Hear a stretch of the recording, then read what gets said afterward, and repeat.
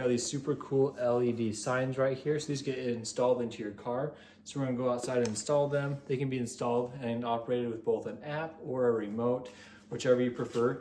And we can see here it comes with a ton of cord right here. So wherever you want them in your car, you can easily run the cord to it and still use them. So let me go get these installed real fast, and I'll show you the product once it's up and running.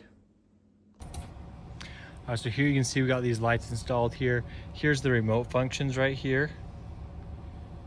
So with the remote functions, you have a few different options here. Just like pre-filtered, different settings that you can have it go on. You got a bunch of different like lights, eyes you can do here.